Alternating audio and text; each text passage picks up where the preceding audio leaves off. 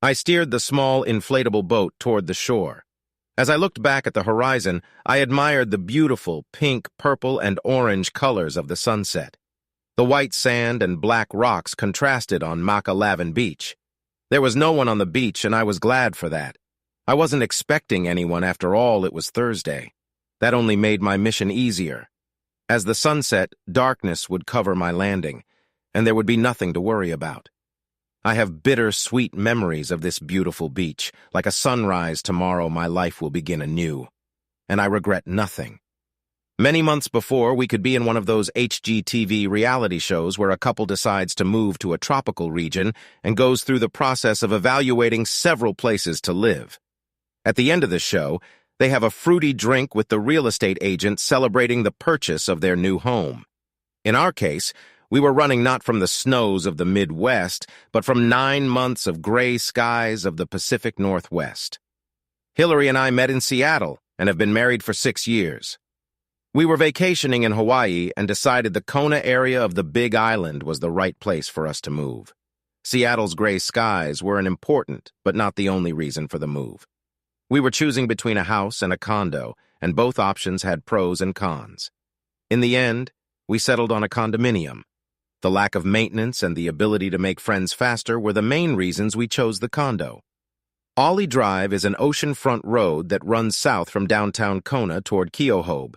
It is lined with homes and condos, and every morning runners, walkers, and bicyclists go up and down it, getting their daily dose of exercise. The condo we stayed at, the Kona Palms, was about a mile south of town and was one of the larger complexes. It had a nice large pool with a hot tub. There was a covered outdoor seating area with a BBQ and a very nice workout area with machines and free weights in an air-conditioned room in front of the pool. Our unit, 508, was in the front building overlooking the ocean. It also had 3 bedrooms, a beautiful master bedroom overlooking the ocean, a decent-sized guest room, and a small bedroom in the back overlooking the pool. This would be my office. The realtor said that 3-bedroom condos with an ocean view are rare, and we should count on it. She may have exaggerated the need for urgency, but we offered full price and got it. "Oh, Brian, I'm so excited," Hillary purred as we closed the condo purchase. "I feel like our life is going to turn into a permanent vacation. Brian, I love you. This was the right move for us," she exclaimed. "I'm glad you like it, and I do too. But as for a permanent vacation, I have a more than a full-time job, and yes, you have a tight schedule.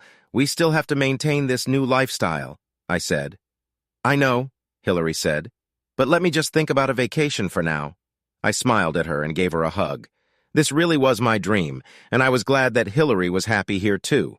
We were actually in pretty good shape. The house I sold in Kirkland allowed us to easily pay the rent and monthly installments. After the purchase, we had a good amount of capital left, and there was also my secret account, which Hillary didn't know about at the time. Hillary is an emergency nurse, and because of her experience, she easily found a job at Kona County Hospital. She negotiated a shift schedule of 3 10-hour day shifts. I am a commodities broker. I can live anywhere. I worked in an office in downtown Seattle for the first 10 years. The knowledge I learned from the veterans in that office allows me to work remotely now. By the time we got the keys and moved in, we had been on the Big Island for about 8 weeks. We were adjusting to the new way of life. I had to keep an eye on the markets and socialize with people on the mainland. I was usually up at 4 a.m. and working in my office by 5.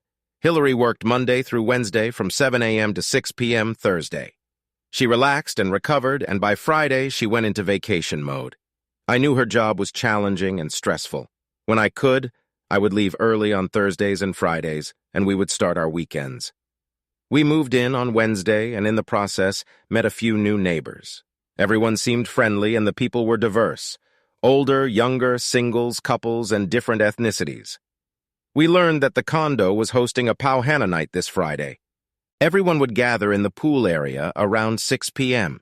There was food, sometimes music, and everything was optional. Apparently, it happened a couple times a month, and there were different events or themes. Everything was planned through the general manager of the condominium. We entered the restaurant around 6:30 with a chilled bottle of white wine and a 6-pack of beer in an ice chest. We found a free table and were seated. We met a lot of people, and everyone seemed nice with varying levels of friendliness. There were definitely some heroes of their own. One of the first people we met were Clarence and Lynn. They are a gay couple who moved from San Francisco. They live at the Palms full-time. Clarence is a large, older black man who taught economics at UC Berkeley. Lynn was a stockbroker who retired in his early 50s. I got the impression that money was not a problem for them. Then we met Bob and Ramona Platt. The Platts were in their 50s, originally from Texas, and had lived here for a short time. Bob was a builder who made his money developing land in and around Houston. Both were a little heavy-set, dressed in brightly colored flowered shirts, good-natured, and seemed to like whiskey. I like everything about Hawaii, but I can't stand flowery shirts. Another interesting couple was Banks Redmond and Chloe Davenport. They're married. We learned that Chloe works as a vice president at a large bank in Southern California, and Banks is a psychologist by training, but also considers himself a real estate developer investor. Chloe seems to be shuttling back and forth between Hawaii and Los Angeles. Banks said that for now he's working at the Palms full-time. I have a project I'm working on locally, actually on the high-low side. We can drive down there sometime and take a look at it if you'd like, explained Banks. Banks looked about 5 or 6 years older than me. He was in his late 30s or maybe 40s. Chloe looked a little older. She was a slim and attractive woman with a serious expression on her face, blonde with fair skin. She looked rich, which, as we later found out, she was.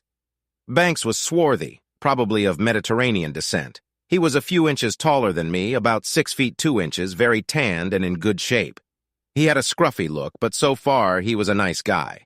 I met many other people at Palana, but I had a long conversation with Banks. He told me that he counseled people informally. He called himself a relationship specialist, whatever that meant. He was interesting and had some charisma. He asked about my business and how he had chosen Kona as a place to live.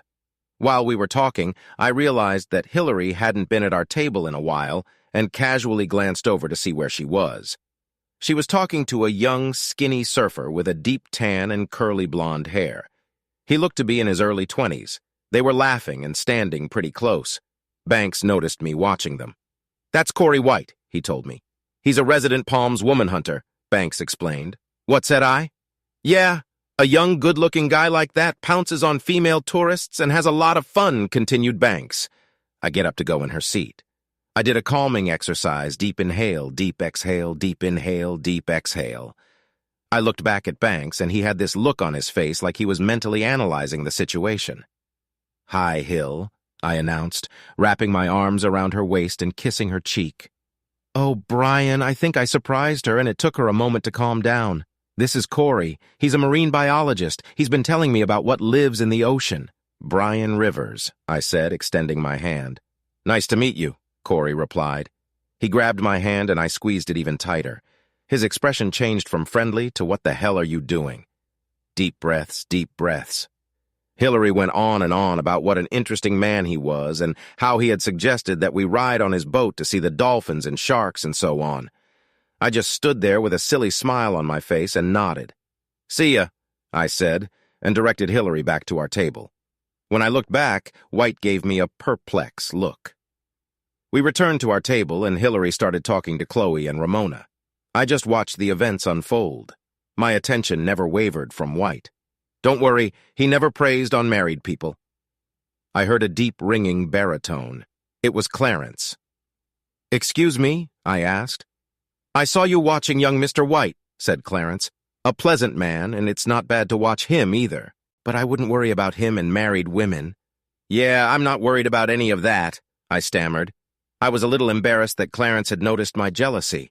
"Same thing, my boy, rest assured. Corey is a young red-blooded heterosexual, but he has his own set of rules. Married women are definitely off-limits to him. He and I have had many ethical discussions. Thank you for the information, but I assure you it doesn't bother me," I replied.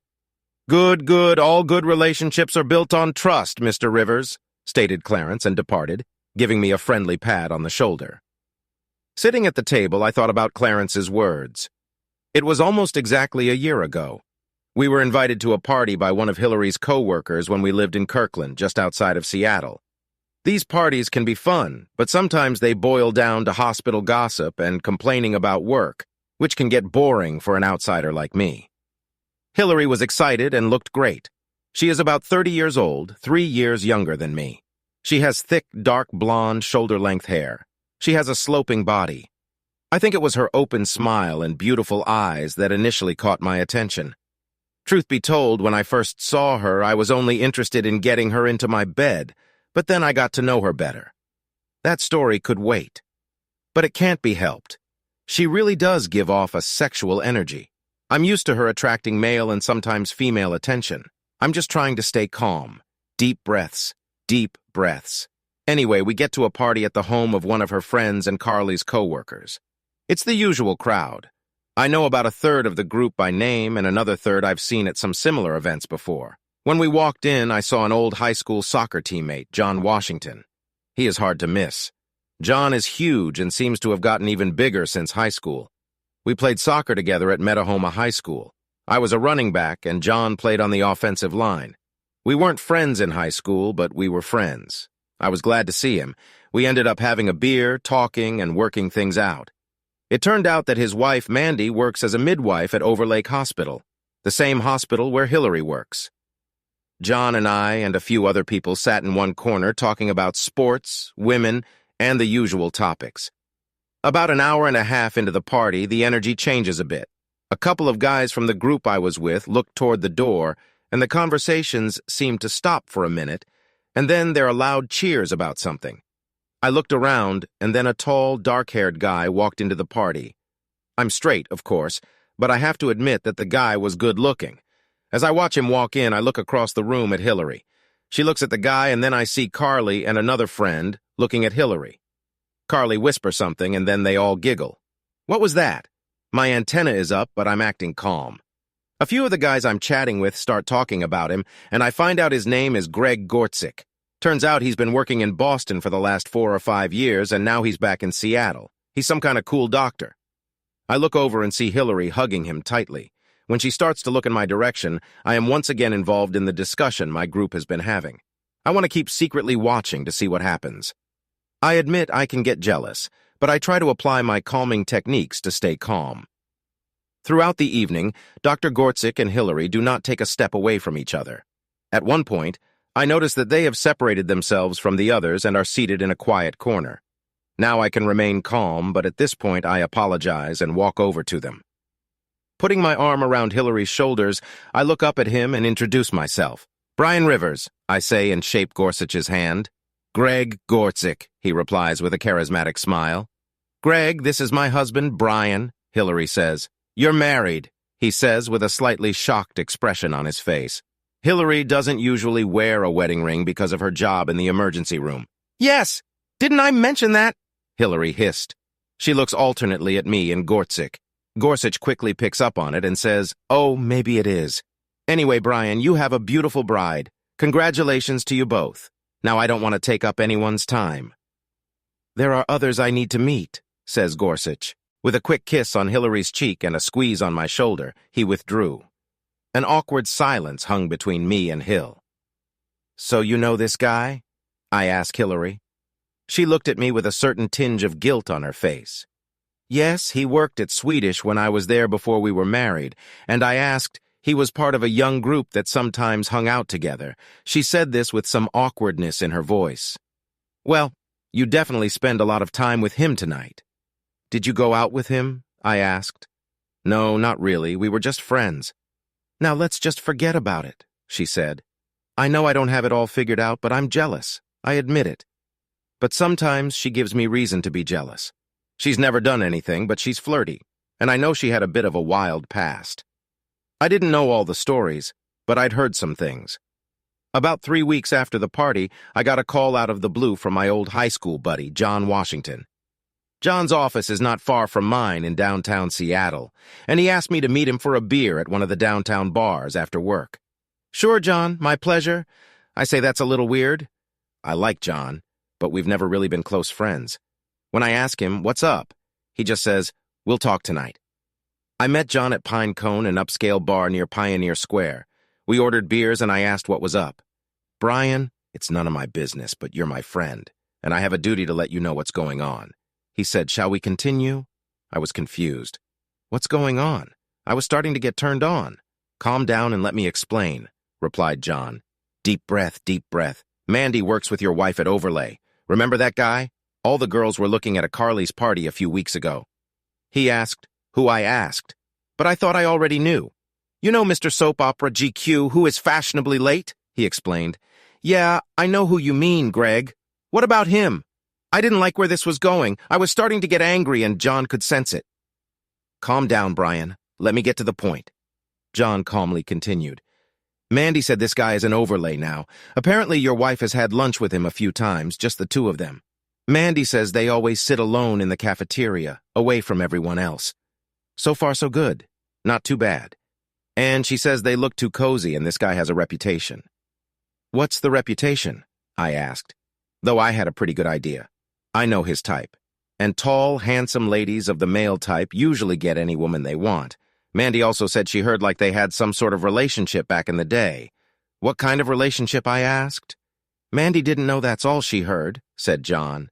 Hillary and I were talking about old boyfriends and my old girlfriends, but I had never heard of Dr. Gregg until that party. He's a player, John said. Mandy stays away from him. Did something happen to Hillary that she saw? I asked John. Mandy didn't think so, but on Thursday this week, a group of them are going to go after work. Your wife tried to get Mandy to come, but she refused. And when Mandy tried to say something to your wife about Mr. Wimpyhound, your wife just laughed and said he was harmless. Look, you're my friend and teammate, and I'm only relaying what Mandy told me. But if it were me, I'd definitely make sure all this cozy business stopped, exclaimed John, exclaimed. He had a drink, and I told him the beer was on me and that I was going to sit for a few minutes. We said goodbye, and he wished me luck. My initial reaction was to go home and crash with her, but say what? That I'd heard she'd had lunch with an old friend a few times. She would accuse me of jealousy and immaturity. Plan B was to see what would happen Thursday night. For a couple days, I was to keep a low profile and pretend nothing happened. On Wednesday after work, she told me about the meeting on Thursday. According to Hillary, a group of nurses were going out for drinks and possibly a bite to eat. She said I would be dining alone that night. I had a plan. I purposely didn't ask where they were going. Interestingly, she didn't offer that information either. Later that night, I texted John and asked him to ask Mandy to find out where the party would be held after work, and that Mandy not inform Hillary of my request. He hummed approvingly and said he would text me the location tomorrow. Just after noon, I received a text from John. Belinda is at Bellevue at 6 p.m. Thank you, I sent back. During the day on Thursday, I had no calls or texts from Hill. After work, I went to my gym and worked out. I left the gym around 7 o'clock and got to Belinda's at 7:30. I ordered takeout. Their food is actually pretty good. The place looked busy, and I saw Hillary's car in the parking lot. I walked in and told the waitress that I had an order. I was told to pay at the bar and that everything was almost ready. I noticed a group of them at a large table at the bar. As I slowly approached, I saw several nurses I recognized, and in one corner sat Hillary and Dr. Gregg. I couldn't tell if he was hugging her or just laying on the back of her chair. Either way, he was trying to occupy his territory. They seemed to be having a private conversation away from the rest of the group. I walked over and feigned surprise. Hillary, I exclaimed, and our eyes met. Brian, she almost shouted, "What are you doing here?" Several things were happening at this point. She pulled away from the doctor with a guilty look. He was furious that I had interrupted him, and then quickly put on a friendly and innocent look. He held out his hand for a handshake, but I ignored him. A few of the other nurses giggled at the situation. "Just want to have dinner," I said. "Have a good time." At this point, I grabbed my food and left. As I drove away, I saw that the door of the restaurant was open. Hillary saw me drive away. By the time I got home, I was pretty hungry. While I ate, I turned on SportsCenter and had a beer. I wondered how long it would take Hillary to get home. If everything was innocent, she would continue her evening and get home closer to evening. If, on the other hand, she felt guilty, she would get home fairly quickly. My wait wasn't long. She came in as if nothing had happened, but she kept her eyes on me to gauge my mood. "Gosh, you surprised me at Belinda's," she said. "Why didn't you stay and visit me?" she added. "You looked like you were having a good time, and I didn't want to disturb you," I said with sarcastic innocence. "Well, you could at least say hello to the others." She said, "Ha, the others," I said. "I only noticed your long-lost doctor friend," I replied. I think by this point she knew I was a little angry but was going to try to make it my problem. Here we go. There's that jealousy thing again. Greg is a friend of mine that I haven't seen in a while, and he and I were just hanging out. Why do you always think every guy is trying to get in my pants? Other than at a party, I haven't seen him in years, and we were good friends when we were all at Swedish Hospital. Oh, I see, I say. Other than at the party, you didn't get a chance to socialize with him at work, and that's what you did tonight, I ask. Exactly, she says. So there's no chance of catching up at the hospital, repeated I. Brian, no, I'm busy at work, she states firmly, her voice getting a little louder. Okay, that means no eating together, not just the two of you in the corner of the cafeteria a few times in the last 3 weeks. So just so I understand definitively, you haven't spent any one-on-one time with the guy they call a wimp, I ask with fainting innocence. Well, maybe she says meekly, forget it. Hillary, you lied to me. You know it and I know it, I tell her quietly but firmly. What do you have to say for yourself? I ask. She turns away, and that's when the tears start. She knows this is my weakness, and I feel like she wants me to hug her and tell her everything will be okay. Absolutely not. Like I said, Hillary is kind of a coquette, but at least to my knowledge, she has never lied to me. This caused a crack to form in my trust in her. When I ask her to explain again, she runs upstairs crying. I realize again that she wants me to come and comfort her, but it doesn't happen. When I go upstairs, I see that she is in the guest bedroom. With my job, I'm up and out of the house early, long before she gets up. At work, I get distracted, but I decide something in my life. With her without Hillary, I will leave the dreary weather of Washington State and move to Hawaii. Several people from my office have moved and are working remotely. One of my good buddies, Randy, who started working around the same time I did, lives in North Idaho, and he loves it. He asks me all the time why I still go to the office. Why don't I live where I want to live since there are no advantages to having an office in Seattle? I've always loved beaches, and Hawaii is my favorite island. The weather, the ocean, the beaches, the people. We vacation there every year, and I decided the Kona area was my favorite. Although Hillary liked Hawaii too, she wasn't willing to move. That was the cause for concern.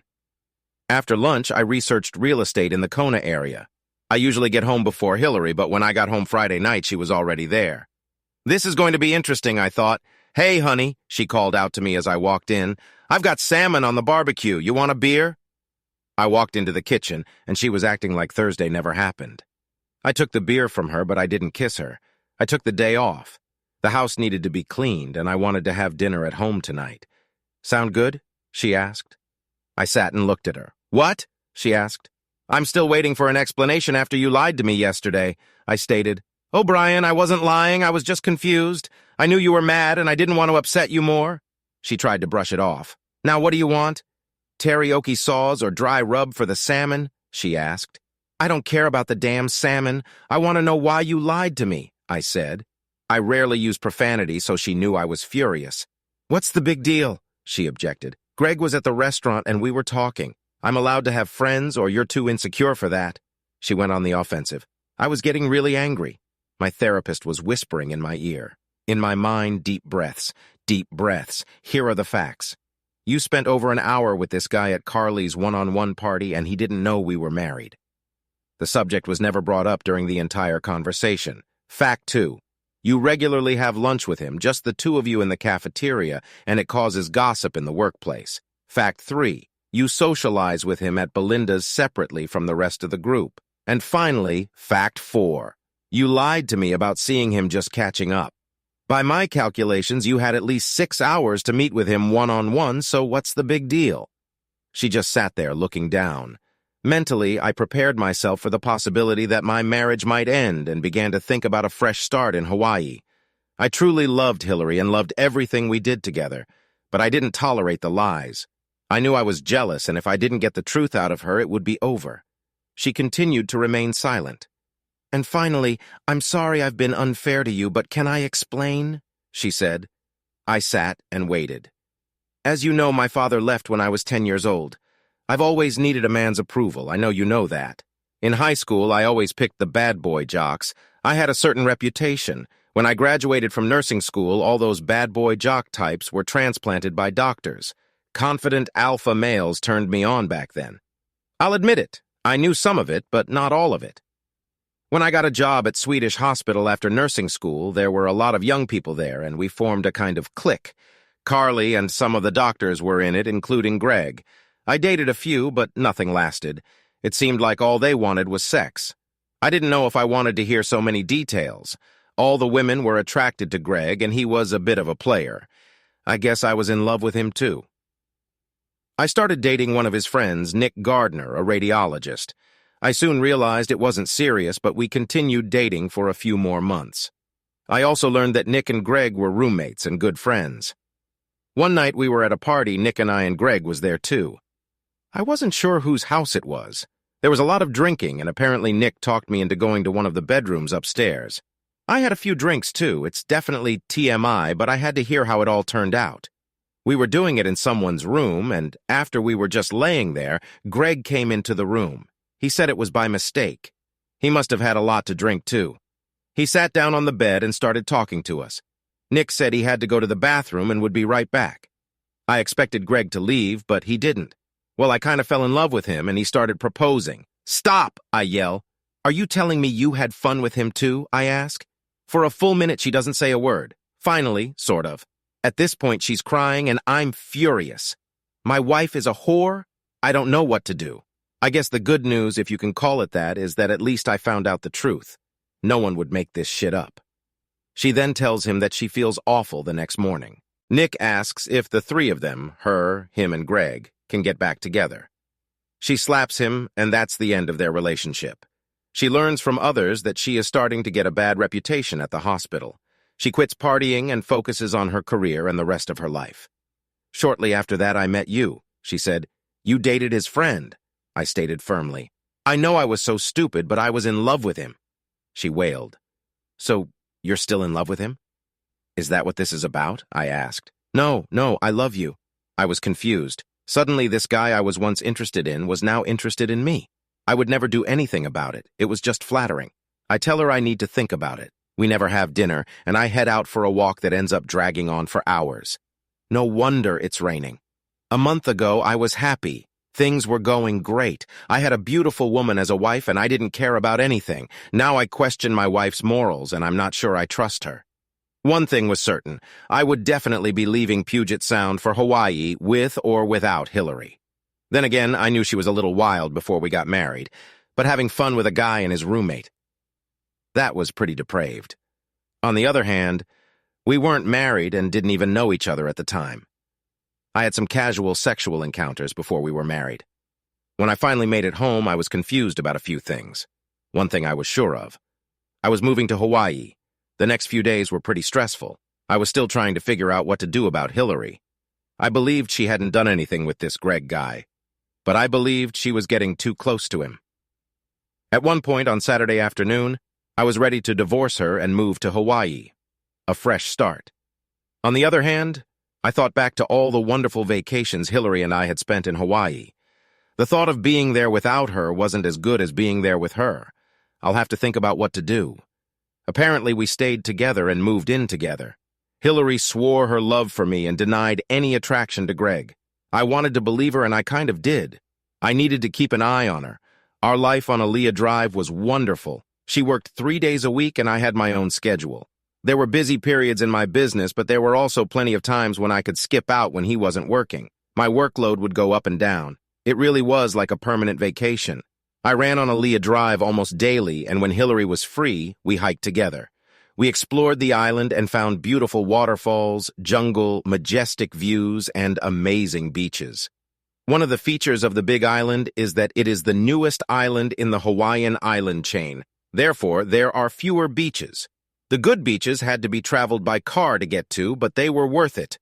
Two of our favorite beaches were Qua Bay and Hapuna Beach. But one particular beach we liked was Makalawina Beach. Am Beach? This Thursday, we decided to explore Am Beach. At this time, we had not been there yet. Following the directions in the guidebook, we turned onto the road leading to this beach. Across the road was a chain and a sign that read, "Closed for Turnards." From where we stopped, we could see the ocean, and it seemed like it was only a mile or so away. We decided to walk along the lava rock to see it. It was definitely worth it. Am Beach is beautiful, fine white sand and blue-green ocean. It was spectacular. We walked up and down the beach and realized there was no one else on the entire beach. Probably because everyone knew the road was closed on Thursdays. We picked a spot to sit in the sun and enjoy the beach. After a while, I wanted to cool off. I went for a swim, and when I came back, she suggested we have some fun.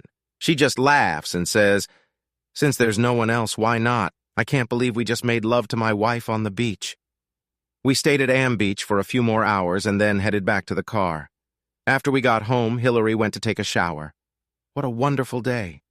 I felt that I had made the right choice in moving to Hawaii and the right choice in staying with Hillary. The next day, as I leave the training room, I noticed Banks on the lawn slowly and carefully performing a martial arts kata. He's wearing only shorts, no shoes, and no shirt. The guy is in good shape. His skin is a golden brown color. I remembered that he has an elegant look, not like me, a little more stocky and muscular. As I was leaving, he called out to me, "Brian, how are you doing?" We start talking and end up planning dinner for Friday night. No pal Hana this week. We grab a poke at an establishment in town, and on the way back we stop and have a drink at Dawn the Beachcomber. Banks tells me about his development project near Pahoa on the high-low side. He has a development plan for the lot he purchased. He also talks about his counseling practice. He says his mission is to help couples build more fulfilling relationships. He says his clients usually don't pay in that he is approached by word of mouth. My goal is to help people explore all that life has to offer, not to be limited by other people's ideas and rules, he proclaimed. If you and Hillary would like to schedule a session, we can discuss these concepts in more detail. He continued with genuine charm. "I'll think about it," said I. I really wasn't sure what he was talking about. As soon as we got home, Hillary told me about her conversation with Chloe. She seems like a smart woman, but she let slip a couple of times about Banks.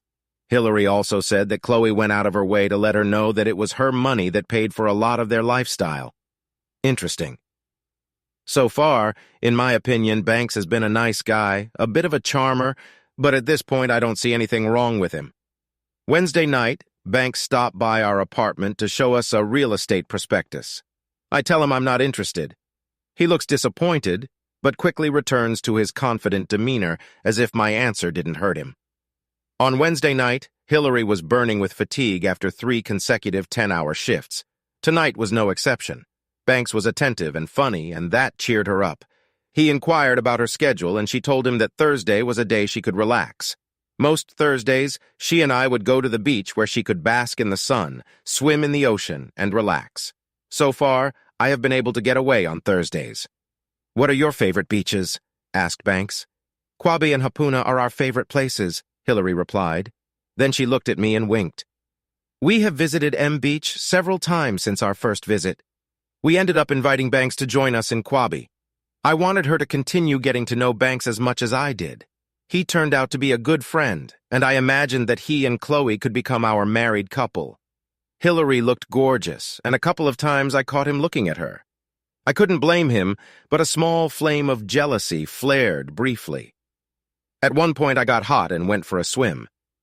Both Hillary and Banks refused, no big deal. When I came back from my bath, I saw them laughing and joking about something. But when I went back to the blanket, they stopped talking about what it was. On the way home, Banks asked us if we had been scuba diving. Neither of us had, but we were both interested.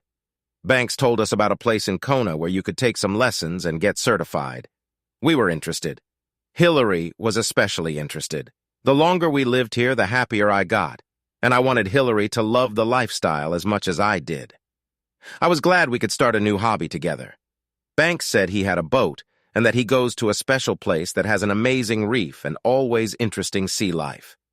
We agreed to go on a boat trip with him in a few weeks.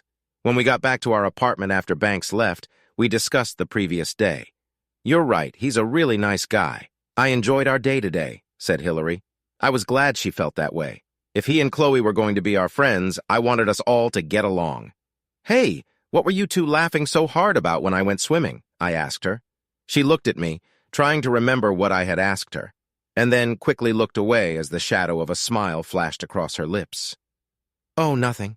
Banks was just trying to make a joke," she said, and I thought she blushed. "Funny? What's funny?" I asked, perhaps too sternly. "Nothing, just don't be so controlling," she said. And that was the end of it. We signed up for scuba diving lessons. The first step was to take the course online, which we did. On Saturday, we met at one of the large hotel pools to use the equipment. The last step was 4 open dives to get certified. Banks told us that he was an instructor, and why don't we practice on the day we planned to go boating with him? It seemed like a good idea. We met at the harbor and headed out to sea. We went past the airport by less than a mile. The water here was blue and calm. We put on our snorkeling gear and Banks told us about the safety precautions the instructor had shown us at the hotel pool. He also told us that the water here wasn't deep, and we would go down for a few minutes to make sure everything was okay. We put on short wet suits and snorkeling gear. "What about the sharks?" asked Hillary. "There are occasional small reef sharks. I've only seen one once. The big ones, like tiger sharks, are not here," Banks explained. We walked down the stairs and cautiously began to explore the underwater world. It was beautiful. I had no trouble breathing. This is really cool, I thought. I began to sink deeper and felt the pain in my sinuses pressing against my head. I tried to ignore it, but the deeper I went, the more excruciating it became. I had to come up. Even at the surface, it wouldn't go away. I had to get out. I sat on the boat with no gear on, and gradually I started to feel better. My blood pressure seemed to go down. After a few minutes, Banks and Hillary came out of the water and asked what was going on. I explained that I had a headache. Hillary started to go up the ramp to check on me, but I told them to keep diving. I was going to be fine. After a short conversation with me, I told them everything was fine. They continued the dive. After about half an hour, they surfaced. Hillary was so excited and seemed to be having a great time. I really hoped that the cause of my discomfort would not persist. As a thank you, we invited Banks over for dinner. We have developed a very friendly relationship over the past few weeks. When we came to Hawaii, I wanted to make good friends and have a social life. We seemed to be moving in the right direction. Every now and then, the fact that Hillary was comfortable with Banks caused flashes of jealousy, but I knew that was my problem and tried to suppress those impressions. Friday night was once again Pauhan, a night at the Palms. We found ourselves at a large table with Clarence and Lynn, the Platt family, and the Banks. "Is Chloe coming?" I asked Banks. "No, unfortunately she's in Los Angeles for the next few weeks. Probably on business for a big bank," he replied. I had to admit that he wasn't the least bit upset that his wife was away. We were all talking, socializing, eating, and drinking. At one point, I saw Hillary talking to a young Corey White. I waited a few minutes and joined them. They were talking about scuba diving.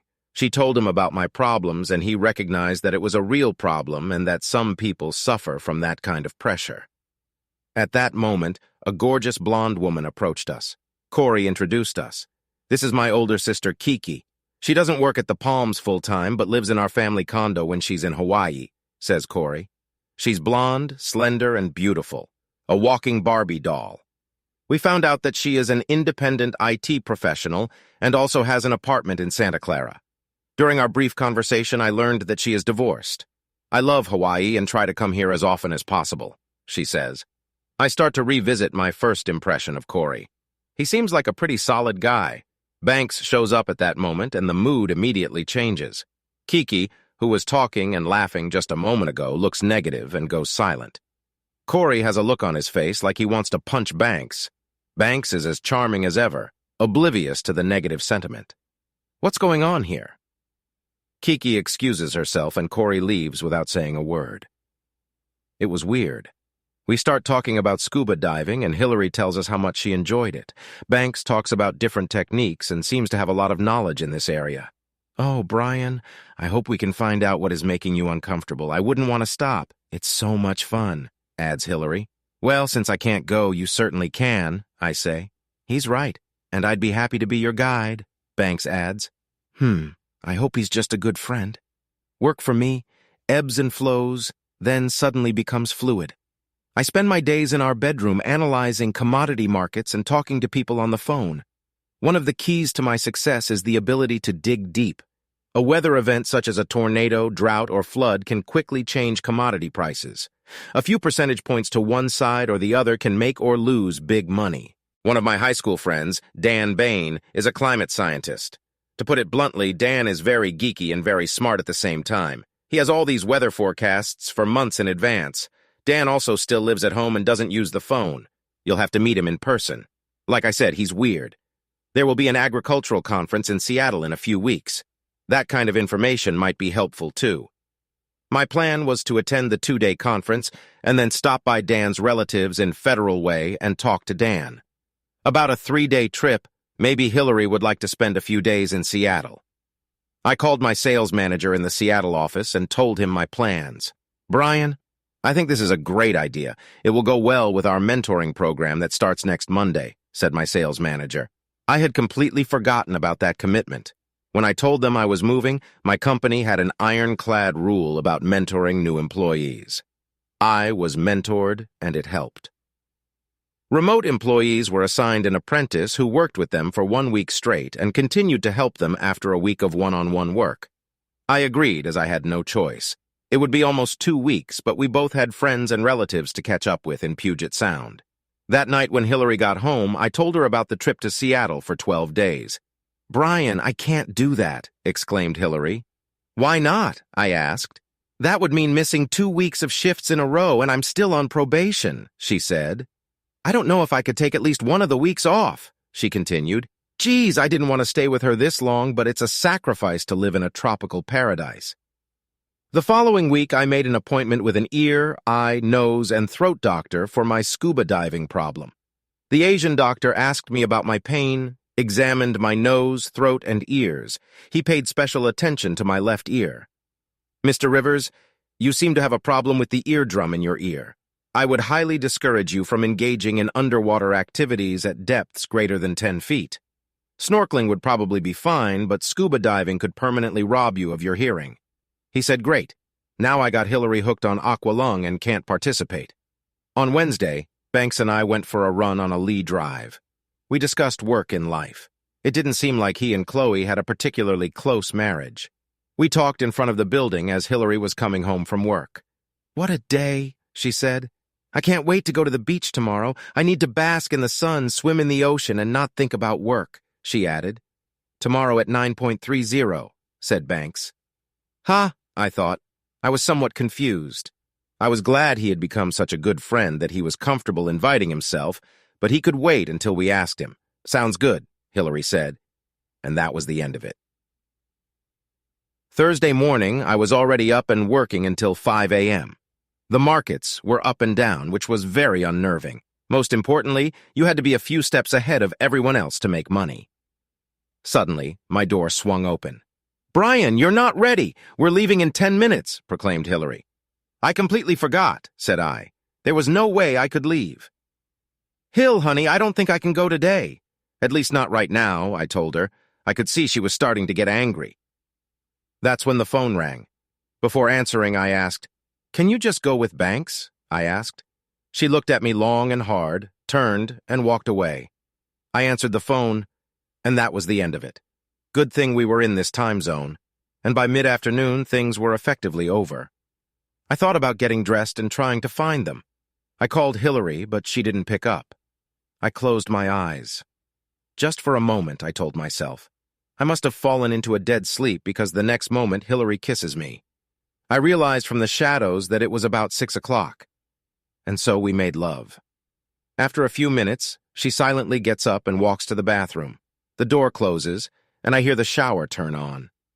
After she comes out, I thank her for the pleasant homecoming, and I barely manage to get a smile out of her. I ask her about her beach day, and she replies that they went to Quabi. I try to get the details of her day, but she's a little and uncharacteristically silent. If we hadn't just had incredible sex, I'd start to suspect I'd done something obscure. My work continues to be hectic, and Friday is another long day. Hillary is in and out of the apartment all day running errands. It's a relaxing weekend, but I still get the impression that something isn't quite right. When I ask Hillary, she replies that everything is fine. It's Monday, and the markets are volatile. I'm making money, but I'm making money. I do make a profit in my independent account. My goal is to retire early and enjoy life in Hawaii to the fullest. Hillary works her regular schedule Monday through Wednesday. Thursday mornings I work hard and she shows up around 9. Are you going to the beach? She asks. I look up and she realizes the answer is no. I burrow into my notes and stay close to both computer screens. I have to leave for Seattle next Tuesday for meetings and mentoring, and I have a lot to catch up on by then. I'm stressed out. She kisses me on the cheek with a strange expression on her face, and just as I'm about to ask about the details of her beach day, the phone rings. Soon I'm picking my way through soybean futures. At 6:30 that night, the dinner table was set with a dinner of sushi I'd bought in town. I sort of wanted to make it up to Hillary since I'd been so busy lately. By 7 o'clock, she still wasn't home, so I finally called her. "Where are you?" I asked. "I'll be there in 2 minutes," she says. She shows up and thanks me for a wonderful dinner. I ask about how the day went, and it looks like she and Banks were at the beach again. I start doing deep breathing exercises to stay calm. "What beach did you go to today?" I ask. She hesitates, looks away, and says, "Qua Bay." For some reason, I feel like she's lying to me. I know I'm leaving in a few days, and I want to keep my cool so I don't have to question her. At least for now. After dinner, we are both consumed with our thoughts. "Brian," she asks, "do you think we're getting the most out of life? It's really weird." "Yeah," I say. "I mean, don't you think our lives are boring? That there's more to the world than what we're experiencing?" "Not really, but why?" I ask. I have no idea what she's getting at or where these deep philosophical questions come from. "Oh, never mind," she says, and before we can continue our discussion, she snores softly. On Friday, all of a sudden, the markets were stable. I'm not sure how long this will last, but if typical patterns hold, the next few weeks should be manageable. I leave the office in the middle of the day on Friday, and Hillary is not at the apartment. I call her, thinking maybe we can do something fun this afternoon, but she doesn't pick up. I decide to make a run down Alaya Drive. After my run, I head for the shower. It looks like Hillary is just finishing her shower. I'm hoping for 2 ships passing in the night. She leaves, and I head to the shower. She's not interested. Friday night is Pauhana night. On the way downstairs, I ask Hillary about how the day went, but I don't get any specific answers about what she did all day. We set up in our usual spot near the Platts. Lynn and Clarence there too. Banks was gone. To be honest, I was getting a little tired of him. Besides, it seemed like Hillary was spending more time with him than I was. I'm trying to keep my jealousy in check. I see Corey White, who I've grown to really like. We start talking, and he tells me about his research in marine biology. It's pretty interesting. "Brian, why don't you come on the boat with me on Monday? I have something to test that day, and I think you'd be interested," said Corey. "Maybe, but at what time?" I ask. The markets have slowed down, and I'm working hard. Hillary works all day, seems like a good break. "I'll be in port at 11. If you know where Redmond Morris's boat, I'm a couple of slipways below. That's the con, Kiki. You won't miss it. If you're not there by 11:30, I'll assume something's up." He told me when I returned to our table, "I don't see Hillary. I try to act casual, but I can't seem to spot her. I talk to Clarence and Lynn, occasionally glancing over their shoulder in search of Hillary. After a few minutes, Clarence says, 'I think I saw your fiancé outside the pool.' 'Oh,' I say, and quickly cast a glance in that direction before I can control myself. 'Don't worry, your friend Mr. Redmond was with her,' adds Lynn, perhaps with a note of sarcasm. 'Go, my boy, find her.' Clarence dismisses me, and I walk away. When I walk up to them, they seem to be having a tense conversation. I'm not sure I like the way Hillary looks at him, as if every word he says has serious meaning. They don't notice me until I'm practically right next to them. When they see me, Hillary looks flustered, like she's been caught doing something wrong. Banks is his charming personality. I'm starting to see that charm in a different context. "Brian," Banks exclaims and goes for a hug. I don't return the favor. "What is this seclusion away from events?" I ask. Hillary still hasn't said anything and looks like she's had a loss. Banks enters the conversation. "Sometimes the old gang gets a little stale," he says. "I was just describing to heal some of my self-actualization exercises. With her intense profession, there are many ways to stay calm and deal with stress." He reflects. Hillary looks at me hopefully, hoping I'll believe all the nonsense that just came out of his mouth. "And Hill, since when did they know each other so well?" "Actually, Brian, we've been discussing the possibility of the 3 of us having some counseling sessions to broaden our outlook on life. As I said, I don't charge money for my sessions. This is my gift to humanity," he continues. I look directly at Hillary and say, "I'm going back to our friends, have 2 more beers and go home. You can join me if you want." I deliberately ignored Banks and all the nonsense he had just said. a gift to mankind. I walk back to our table, and about 30 seconds later, Hillary is next to me. Why were you so mean to Banks?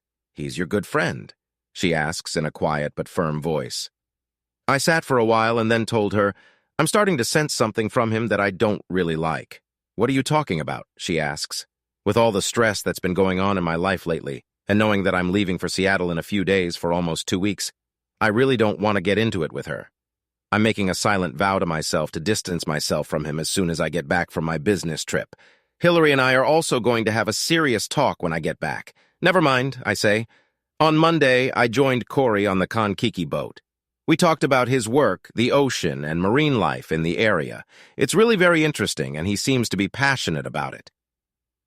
I'm working on a project with tiger sharks in the Hawaii Island area. I'm working with the Hawaii Institute of Marine Biology. We have developed an experimental attractant that I believe will quickly lure sharks to the area where it is injected. If we learn what attracts them, we hope to redesign the process and create an effective repellent. I've actually never tried that combination. Brian, you will be the first witness to this challenge. Corey pulled what looked like an 8-ounce bottle out of a styrofoam cooler. He lowered a protein ball made from fish offal and seaweed into the water, then poured about half the container over it and let it go. He then set the timer on his watch. Corey told me that sharks have an exceptional sense of smell and that tiger sharks can pick up odors up to a mile away. We watched and waited. Nothing happened yet. Just wait, I'm sure of it, he assured me. Suddenly, the surface of the ocean seemed to change and come alive. I saw my first dorsal fin, then another, and another. The protein globules were suddenly attacked and were quickly devoured with brutal intensity. It was exciting and frightening. Corey explained that the tiger shark feeds indiscriminately. It has huge, powerful jaws that can crack the shell of a turtle. Tiger sharks can reach 15 feet in length and are second only to the great white shark in size. They are considered primates of predators. The boat was bumped a couple times, but within 15 minutes the sea was calm again. That was exciting, I said to Corey. He seemed pleased with the results and took some time to type on his tablet. It certainly doesn't make me want to get in the water anytime soon, I said. It was a very unnatural situation, Corey told me. Without the attractant, we never would have been able to lure the sharks here. Corey went downstairs to hide his tablet, and I looked at the vials in the styrofoam cooler. It looked like there were a dozen vials in the styrofoam cooler in a haphazard pile. I thought. A moment later, Corey came up on deck. I quickly turned to him. Brian, there was another reason I asked you to come with me today. Corey said this with a serious expression on his face. You can tell me to mind my own business when I'm done, but there's something I think you need to know. He continued. To say I was confused at this point is an understatement. I just kept my mouth shut and listened to what Corey had to say. He asked if I remembered his older sister, Kiki. How could I forget that beautiful girl? She was married to a great guy, Ben Green. Ben handled the finances, and they would come to the family home in Hawaii 3-4 times a year. Ben was able to do some of his work remotely. Apparently, he and Ben became friends with some of the other residents of Kona Palms. One of them was Banks Redmond. Banks has a slide charm and asks questions that soon turn personal. Yeah, I know, I said. One day, Ben had to return to California early, and Kiki kept in touch with Banks. Corey told me that he was an undergraduate student at UCLA at the time. All of this information came from Kiki. While Banks was away, he became increasingly close to Kiki. He talks about his counseling sessions and how he gets people to expand their horizons and live more experiential lives. It sounded familiar to me. Long story short, Kiki had sex with him during a tantric massage session. She soon realized that he was no different than the creepy frat boy trying to get a freshman girl into his room at a party on campus. She was angry at him, and even angrier at herself for falling for his bullshit. Banks tried to continue the relationship, but Kiki told him to just back off. About a week later, Ben returned. Kiki felt so much guilt that she told Ben everything. Ben was furious and went in search of Banks. Banks was smart enough to stay away. Kiki and Ben tried to patch things up, but the combination of her guilt and his anger proved too much, and they divorced. She hasn't dated again since. I still talk to Ben sometimes. He's a good guy. I think he's engaged to someone, Corey told me. That damn Banks ruined Kiki's life. I was just sitting there thinking, Banks Redmond is a slick operator. I genuinely thought he was a good friend. Brian, I promised Kiki that I wouldn't say anything about this to anyone, but when I see him interacting with Hillary, I remember what Kiki told me about how he manipulated her. She also made me promise never to get into a physical confrontation with him, even though God knows I wanted to kill the bastard. Kiki is ashamed of the whole thing and is very sad that it cost her her marriage. He said, "Does Chloe, his wife, know about all this?" I ask. I'm sure she knows, or at least suspects. Rumor has it they don't have a prenup. If she divorced him, she'd lose a fortune. She's rich. They remain married, but they live separately. I leave for Australia next week, and it will be several months before I return. I don't want to question Hillary's character. I just wanted to give you that information, said Corey. Thank you, I say to him. I have a lot to think about. We dock at the harbor and pick up our gear. As we walk up the gangway, he sets down a styrofoam cooler and opens it. I can see him mentally counting. Suddenly, he looks up at me. I look him in the eye and don't say anything. We look at each other, and then a small smile appears on his face. No words were spoken. As I drove home, I started to feel sick. I was going to kill Banks, I thought. In my mind, I almost hit a local kid when I ran a stop sign. He brushed me off, and I didn't blame him. It reminded me of another incident that happened about 7 or 8 years ago in Seattle. I've always had a temper. I won't go into details, but there have been many ups and downs in my family. There was physical abuse in the family, and because of that, I had anger issues. That energy fueled me on the soccer field. In high school, I played in every conference, and eventually I was invited to play at Pacific Lutheran. It was the only way to go to college. My family had no money for tuition. So, in a way, my temper helped me get a college degree. Along the way, it cost me a few girlfriends and other friendships. I knew I needed to address it. At that point, I had not long graduated from college and was still new to the merchandise business, and it was stressful. One Monday night, I was driving through downtown Seattle. If you've never been there, the concentration of homeless people, drunks, and punks there is higher than usual. All worked up and not focused on driving. I almost hit a skateboarder in the intersection. I put my palms up to let him know it was my fault. Well, this tall, skinny, long-haired punk takes a skateboard, swings around, and smashes my headlight. I jump out of the car, and the punk and his skateboarding buddy start throwing shit at me, and I yell about the headlight. As I'm facing the tall guy out of the corner of my eye, I notice movement. My athletic reflexes kick in, and I dodge another dude trying to blow my head off with his skateboard. He hits me in the shoulder, and it hurts, but I can work. I immediately turn to him and land a straight right punch to the jaw, and he falls to the ground. I'm glad I trained at the Golden Gloves Boys Club. Instinctively, I duck, expecting an attack from the first punk. Once again, I dodged a skateboard aimed at my head. Are these punks practicing to use these things as weapons? He raises it again to try to attack, and I punch him hard in the face. I hear something break. In a blind rage, I keep hitting the son of a bitch. I must have managed 3 or 4 more shots before I'm tackled from behind. It's the cops. I find myself in the back seat of a police car. Outside, an ambulance pulls up, and on the other side of the intersection, there's another police car with its lights on. There are a lot of people around wanting to see what's going on. I pray there is no one there to recognize me. Fortunately, there were witnesses who told the police that I was attacked first, with 2 of them and 1 of me. Someone even has a cell phone video that shows that they were the instigators. They get my information and let me go. They said I would probably be contacted in the next few days. The next day in the afternoon, I got a call from the police. They asked me to come later in the afternoon to make a statement, and I did. Here's what happened. There was no doubt in anyone's mind that I was defending myself. There was plenty of evidence to back that up. It turned out that the first guy I hit had a dislocated jaw and would need extensive dental work to repair his shattered mouth. The second guy has a broken nose and orbital bone. Because of the severity of the beating, I need to see an ADA. We had a long talk, and she said that no charges would be filed against me, but I would have to undergo mandatory counseling with a psychiatrist. Anger management is part of mental health. For the next 8 weeks, I was scheduled for group therapy every Wednesday night at Swedish Hospital. I probably could have resisted, but I knew something had to be done. Truth be told, this counseling really helped me and changed my life in several ways. I learned how to stop myself when I get angry, slow down, think about the situation, analyze it, and make a plan. All the while, I take deep breaths to slow down. Deep breaths, deep breaths. It has really helped. Friends and people at work remarked that I seemed more relaxed. I was in a good mood more often. I didn't get angry as often and laughed more. I also started to attract more women. Perhaps they used to be scared off by my anger. Speaking of women, it was at Swedish Hospital that I met Hillary. I noticed her in the corridors, this incredible-looking woman with a tinge of sadness about her. One evening after a counseling session, I offered to take her out for coffee, and she, to my surprise, agreed. I truly believe. Without the counseling I received, I never would have asked her. My goal was to get her into bed, and we eventually did. But along the way, I started to like her.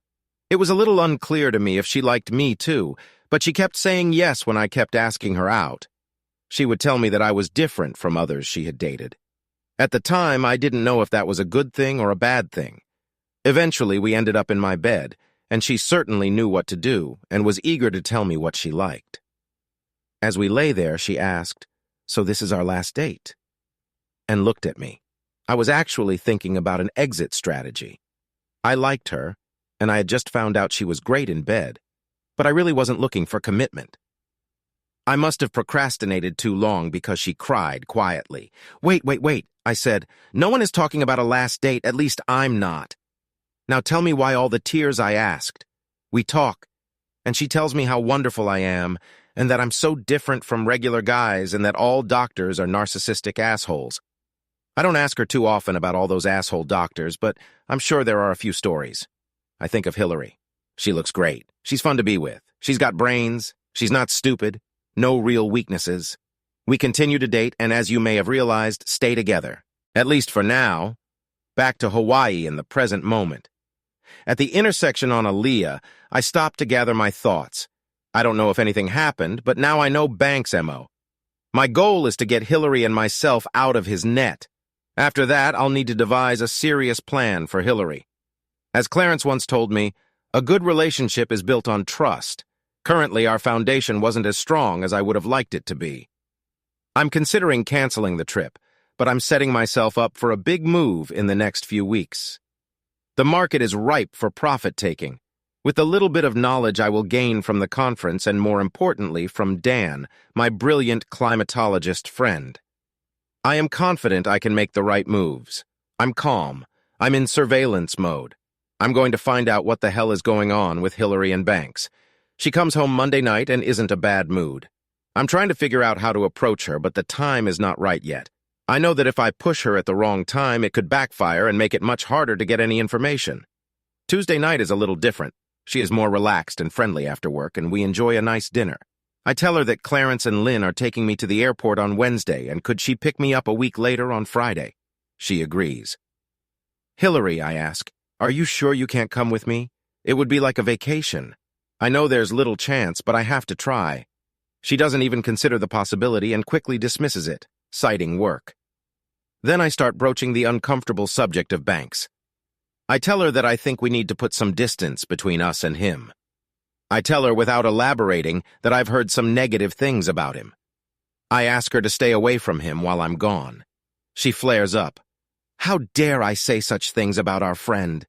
Banks listened to her and started counseling, and she's feeling much better, she adds.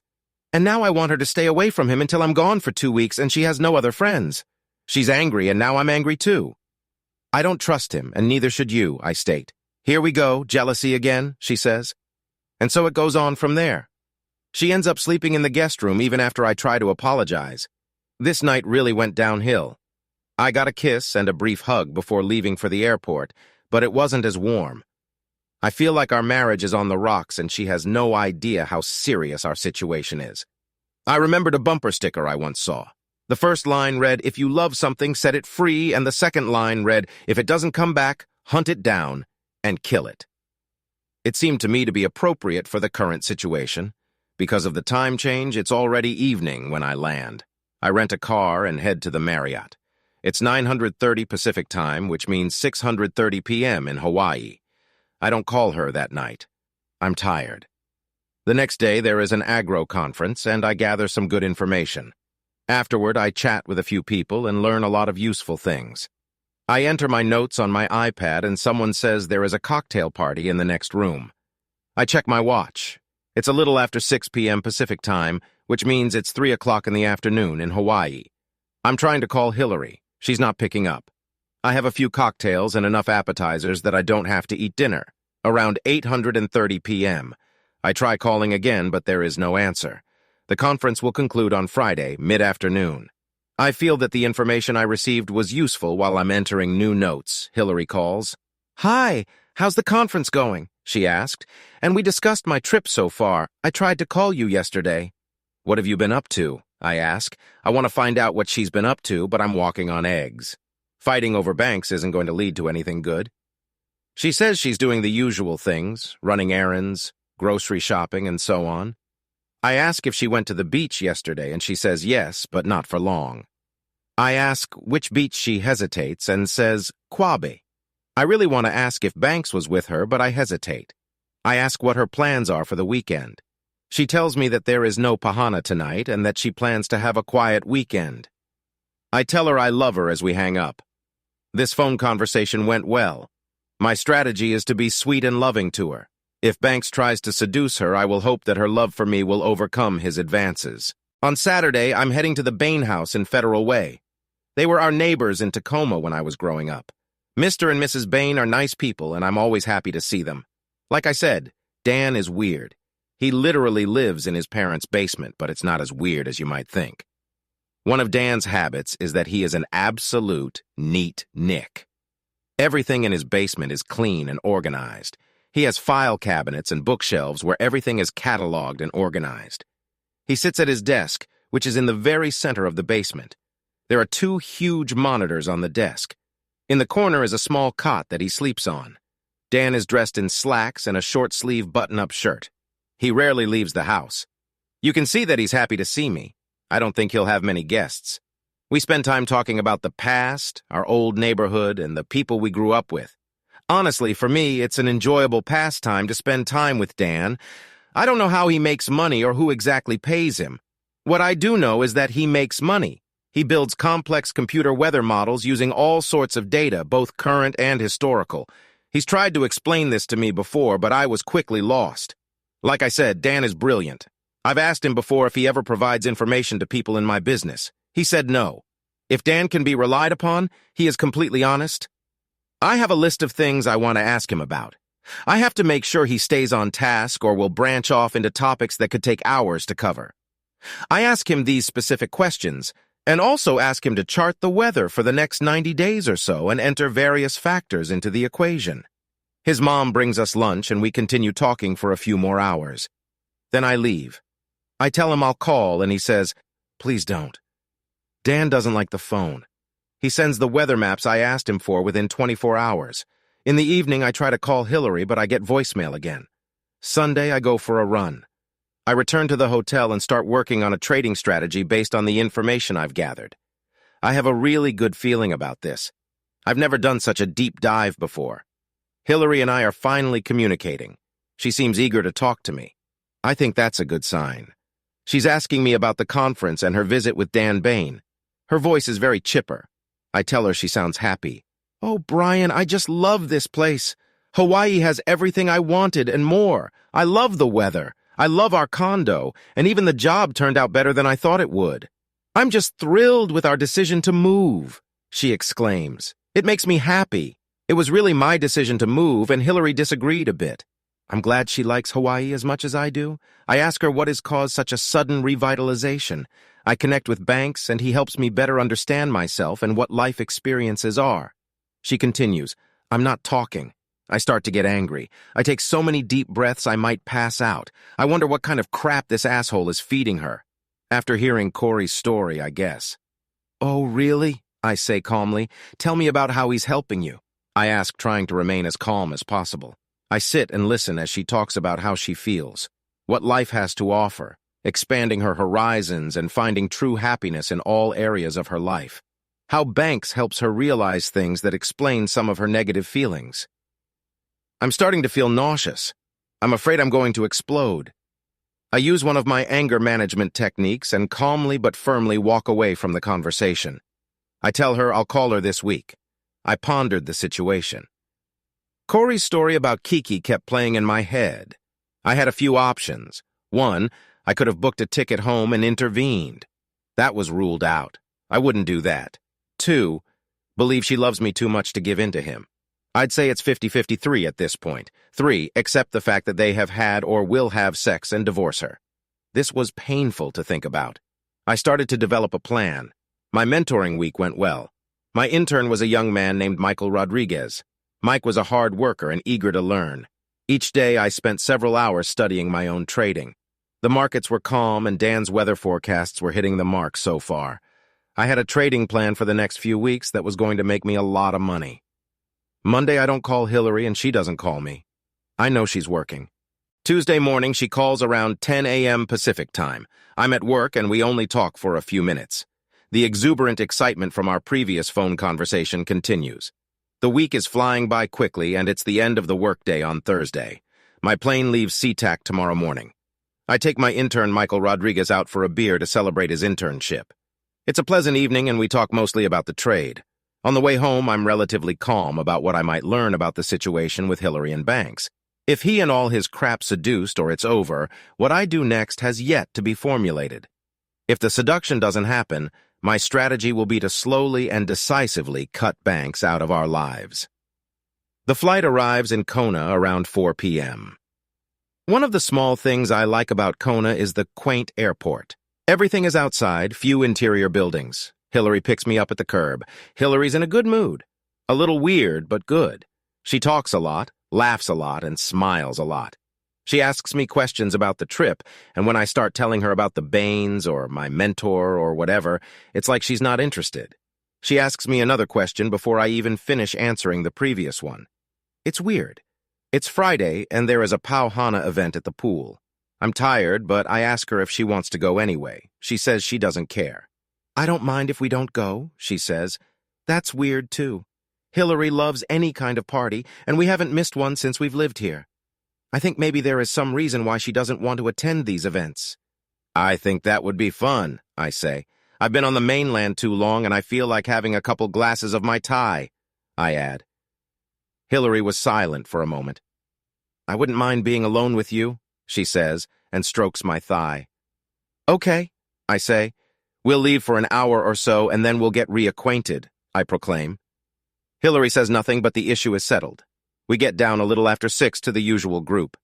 Everyone is in place, but so far I don't see Banks. It's a very typical night at Pauhana. We see Clarence and Lynn, the Platts and Nishimura, the couple who moved here a few months ago. I know Corey is in Australia, but I see Kiki across the street and get up to talk to her. I know I can't say anything about her relationship with Banks. I promised Corey that I wouldn't. We start talking and she is very nice. She tells me that she is staying at their family home indefinitely while Corey is in Australia. She explains that sometimes it's better to hang out at the condo while Corey is gone. There's plenty of room, but sometimes I start to feel like a foster mom to my little brother and all his dates. She says with a laugh. After a while, I glance across the street and Hillary is looking at me, frowning slightly. Maybe it's her turn to get a little jealous. Kiki and I continue talking for another half hour or so. Every once in a while, I could feel the sadness slipping into her as we moved on to some topic. I tell her how much I enjoyed talking to her, but it's time for me to head home. As I leave, I get a brief but pleasant hug from her.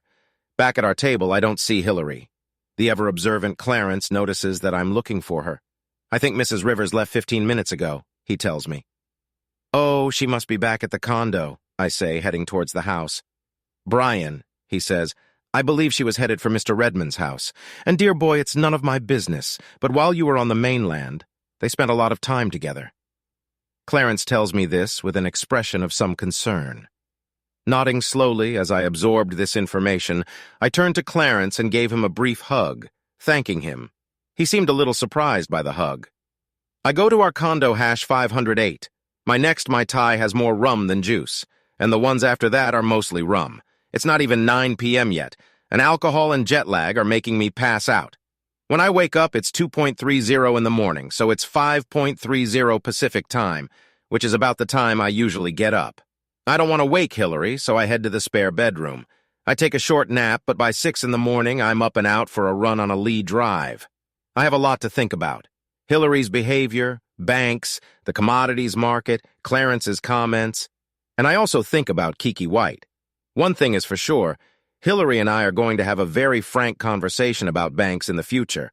Today, back at the condominium, Hillary is drinking her morning coffee. She smiles and asks how my run went. I reply that it was fine, and then ask her about last night. What happened last night? I ask. I went back to the table and you were gone. Where did you go? I'm pretty sure she went to Banks's apartment. I just didn't feel like it last night. I just needed a break, she tells me. Well, you weren't here, I say. Where did you go? I ask. You know how it is sometimes. You just don't feel like being at a party. You looked like you were having a good time.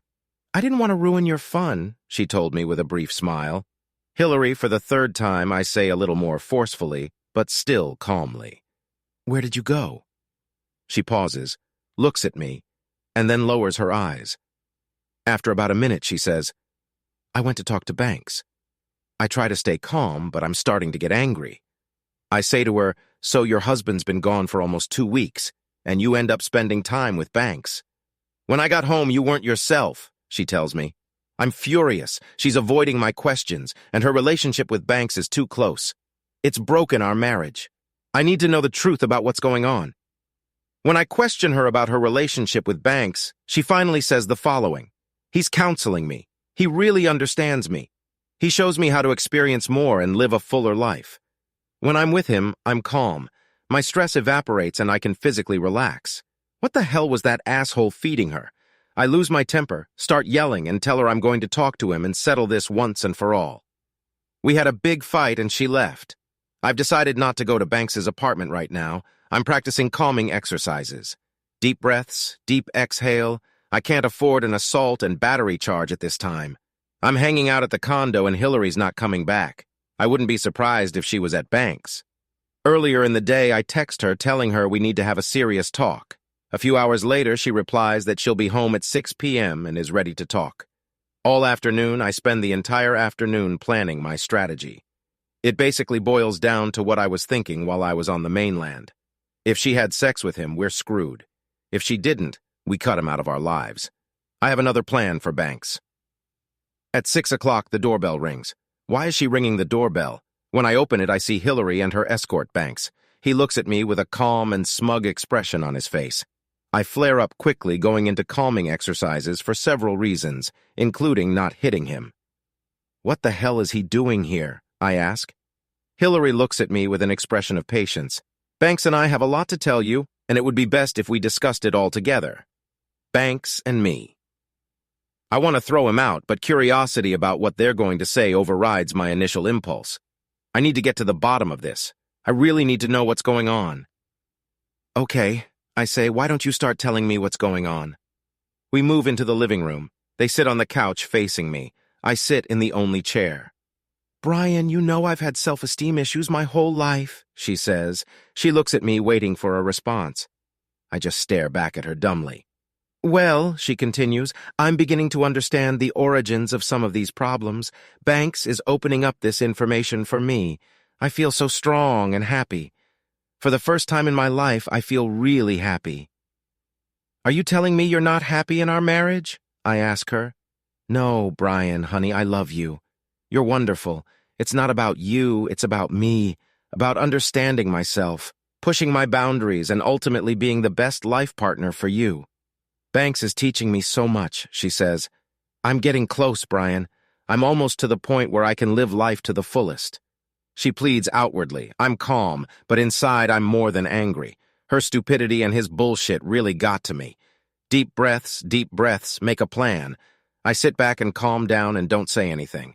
I guess they think I don't understand. Brian, Banks cut in with a professorial look. There's a little child living inside each of us, seeking parental approval.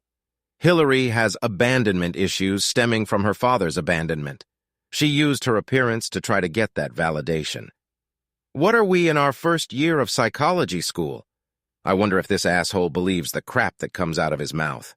He continues to talk about expanding horizons, breaking down personal barriers, and learning about all aspects of life. I'm starting to get tired of it all and actually pass out. But I do notice one thing. Hillary is looking at him in a different way than I saw her looking at Dr. Greg Gorchich all those months ago. It seemed that all his chatter had come to an end, and then he said something to me that shocked me. Hillary will stay with me for the next week, and we can get through the final hurdles and get her ready for a full life. What? I yell. You're moving out, I ask. It's hard to stay calm with news like this. Brian, honey. She is literally on her knees, clasping her hands together as if in prayer. It's only for a week or so, she pleads. At that, a hopeful smile appears on her face as if she wants me to realize the importance of all of this. Are you sleeping with this guy? I ask. At this point, I need to sort this shit out and figure out what's really going on. Oh, Brian, sex is so not important in the scheme of life, she says. Banks nods prudently, as if his student has learned his lesson, and the professor confirms it. Brian Banks speculates the human race has many ways to communicate: sight, sound, hearing, and of course touch. Old morals can limit people in what they can experience in order to live the most fulfilling life possible. So in general terms, he just told me they were having fun. I remember that first time at the beach when he looked at her in her bikini. Hillary, I say. I make one last attempt. Don't do this. You're my wife. We have some problems, but we can get through this. Don't leave me, honey, she pleads. It's just a week. One little week out of our lives, I'm going to come back and be the best version of myself for you for the rest of our lives. She says this while looking at me with the same blissful smile on her face. With those words, Banks stands up and Hillary follows suit. As they walk out the door, she shouts, I love you to me. I hardly slept that night. I know my marriage is over and I'm not as sad as I might have thought. Most of all, I'm angry. In particular, angry at Banks. I'm starting to think about my plan. I did a little research and I think I've determined what type of predator Banks is. He considers himself a top-tier predator. It's not enough for him to entertain a woman. It's not enough for him to entertain another man's woman. It's also not enough for him to entertain another man's woman for a man to know about it. He needs to entertain another man's woman and have the man accept it. That's not going to happen here. Sunday morning, I head out for a run on a Lee Drive. It's a crowded street this morning. Along the way, I am immersed in reflection, working on my acting skills. For my plan to work, I have to be believable. On my way back, I see Kiki outside the building. I waved at her and we got to talking. She said she was heading out for coffee. I ask if I can join her. Will Hillary be joining us too? She asks. I hesitate and then tell her we are not together. She says she saw us 2 nights ago at Pauhana together. I tell her it's a long story if she's interested. I feel like with all the gossip about Kona Palms, she already has an idea. Sure, I'm interested. Let's get some coffee, replies Kiki. We're going to Java on the rocks. We're outside and I'm dressed nicely in my running clothes.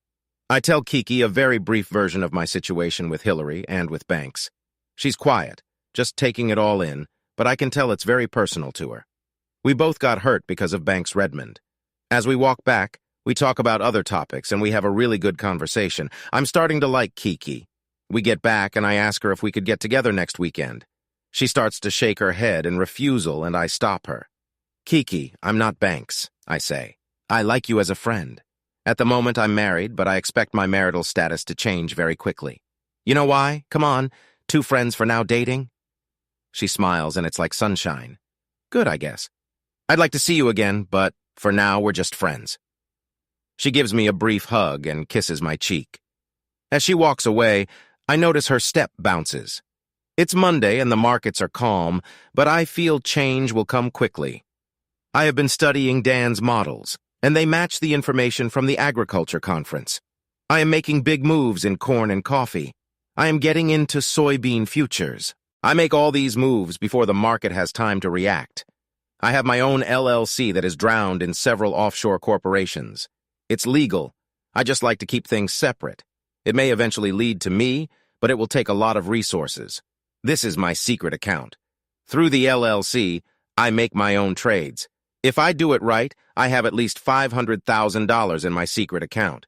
In fact, it could be as much as $1 million. I haven't seen either Hillary or Banks at Kona Palm since Saturday night. That's fine, but I need to contact Banks as part of my plan. I got to the office early on Wednesday, and so far so good. I'm seeing a trend, and it looks like others are seeing it too. The big difference is that I managed to get in while prices were low. At 9:30 in the morning, I take a walk around the grounds of the Palms Hotel. On the lawn, I see Banks practicing martial arts. I quickly visualize myself as a beaten, insecure man. I stop him and apologize. I startled him, and I think he thought I was going to attack him at first. I thanked him for helping Hillary and asked if we could talk to him sometime. Nodding, he agreed that it was a good idea. Suddenly, as if it had just occurred to me, I told him that I needed one more dive to get certified as a scuba diver. We could go, he would instruct me and help me help Hillary. I asked him not to say anything to Hillary about us being together. I don't want to distract her from the work you and she are doing together. I tell him with a frank and serious expression on my face and furrowed brows. We agreed to meet at the harbor on Thursday at 3 p.m. I hug him as we leave. Thank God this guy is such a big ego. He wants to complete his domination of me by getting me to agree to let him entertain my wife. Works right into my plan. I have an appointment with a divorce attorney this afternoon. I discussed the situation with my new attorney, Gerald Chin. He asked me what level of aggression I wanted to approach this case with. Humiliation with time off from her job, restraining orders, accusations of adultery. What would I want to do? I tell him I need to think this through. I ask him to start the paperwork. I get up early Thursday morning. There's a lot to do. First up is a long bike ride north on Ali to the Queen K Highway. I get back before 10 a.m. I look at the markets and everyone seems to be following my forecast. I'm supposed to meet Banks at the harbor at 15 o'clock. After running around a bit, I get there shortly after 14 o'clock. I carefully reload my gear onto his boat. I'm wearing a cheap, flowery Hawaiian shirt and a big planter hat. I never wear clothes like that. He shows up at 3 o'clock in the afternoon. I act submissive and obey him, trying to hurt his ego. We talk non-stop as we settle in. "Brian," he began. "I thought you had an inner ear problem that kept you from diving," he asks. I got another report and was told that I was probably going too deep too quickly. It will take me longer to get down to reef level, but I was assured that if I go down slowly, I'll be fine. That's a load of crap, but he bought it. "Tell me," I ask, "how is Hillary doing?" I'm so glad his ego is so inflated. I don't feel any suspicion about what I did. He says she is developing. He has put her in a program that helps her find herself. She is blossoming, and her beauty is also blossoming. He says she is overcoming self-doubt and expanding her horizons in all aspects of her life. In fact, he says, when she is back in your bed, you will be very pleased with all she has learned. I am happy to be her instructor, and you will be the recipient of her acquired skills. Hillary is a very sensual woman. It took all my self-control not to hit him at that moment, but I remained calmly submissive. I nod my head as if everything he'd said suddenly made sense. "Thank you," I tell him with a look of awe on my face. He's buying it. The average man, he nodded in my direction, has no idea what to do with a beautiful woman like Hillary. You have to understand them first and peel back all the layers until you know exactly what they want. I've helped many women better understand their own sexuality. Like I said, that's my gift to those I counsel. If the sea had been a little more rough, I might have written off my nausea as seasickness. But no, the sea is calm today. In life, you will meet people who are not like members of the animal kingdom. He continues, in nature, there are predators. The same is true of humans. Brian, I will tell you without false modesty that I am at the top of the food chain. I see what I want and I take it. I'm a predator. I do my best to act like every word he says has divine meaning. It's really disgusting. "Ah," he proclaims, "we're here. I'm going to drop anchor and pass out. My scuba gear's in these bags. Get them out and we'll get started." He commands, lowering himself underwater. It couldn't be better. I grab his short, wet suit and get him ready to dive. By the time he comes up, everything is ready. I'm still rummaging around with my gear in my big carry-on bag. "Looks like you're packed for a week," he says. I just laugh. As he puts on his shorts, he notices a peculiar odor. He sniffs the air and a puzzled expression appears on his face. I stand a little farther away, but I watch him closely. He shakes his head as if this is just one of life's little mysteries and walks down the stainless steel stairs into the sea. Before diving underwater, I tell Banks, it will be about 15 minutes before I get down to the reef. I need to descend slowly, I explain. He waves his hand as if my situation is of no consequence to him. That's right. When Corey used the attractant, he only used half the bottle. I wonder what the reaction would be with a full bottle. The last step, I raised the dive ladder to the deck. There was now 3 feet of smooth fiberglass between the ocean and the deck railing. It's hard to get over that. I put my short high on in case he shows up. Now I'm just waiting for the show to start. Nothing happens at first. Did I do something wrong? I wait and watch. After a few minutes, I notice the surface of the ocean had changed. I notice the dorsal fins. There they are. An instant later, Banks surfaced 20 yards or so away. "Shark!" He yells and swims frantically toward the boat. I watched it with horrified admiration, feeling no remorse. Strangely enough, he made it to the boat, but found the ladder missing. "Brian!" he shouted. "Get the ladder down! There are sharks in the water." "But I thought you were a predator," said I with mocking sincerity. "Brian, for God's sake, please help me." And he went underwater. The sea surged with the underwater attack. Clouds of dark red blood floated up from below. That was all I saw of Banks. Some more floundering, and soon the sea calmed. I waited an hour to launch my little inflatable boat. I was nervous even doing this, considering how many sharks I had seen. I headed towards the beach. Looking at the beautiful sunset, I dozed off for a moment. I shook myself awake and ordered myself to move on. The hardest part was done, but there was more to be done. So far, the plan was working perfectly. Behind the switch, I disconnected the small electric motor and threw it overboard. It sank like a rock. Then I put on my backpack, took out my knife, and cut the inflatable raft. Because of the tides, you never know where the pieces of this raft will be thrown. I swam to the shore. The sky was turning dark blue. I came across a field of AA, or lava. I hid my gear in the back of the AA field, away from places where it might be found. M Beach is closed on Thursday, so I was doubly protected from potential thieves. I found my stash and changed into my running gear. Putting on my backpack, I walked carefully over the uneven terrain toward the lights of the highway. It was an 11-mile run in the dark to the Kona Palms Hotel. The first half of the way I was fueled by the adrenaline of the day. The last half gave me a hard time. It had been a long day and I was out of gas. By the time I reached home, it was almost 9 o'clock. That evening, I just sat in my apartment and thought. Mentally, I analyzed the previous day. I didn't think I'd be spotted on Banks' yacht. I was wearing a funny shirt and a hat. I kept my head down out of the boat as we left the harbor. I wiped down every single thing in the boat that I remembered touching. I finally decided that no one had seen me run out onto the highway. It was dark. The events of that day flashed through my mind. Despite the terrible attack and Banks' death, I felt no remorse. I know I can never tell anyone about that day. Friday dawned a new day, and at 5 in the morning I was back at work. Another normal day. The markets were behaving as the more aggressive models predicted.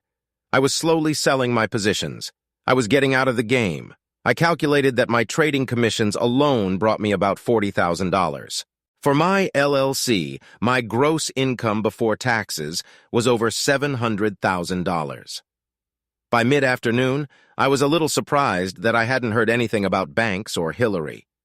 By the evening news, there was a report of a missing person and an abandoned boat anchored off the coast near the airport. Friday night, Hillary knocks on the apartment door. All day long, I'd been thinking how to play it. I knew this moment would come.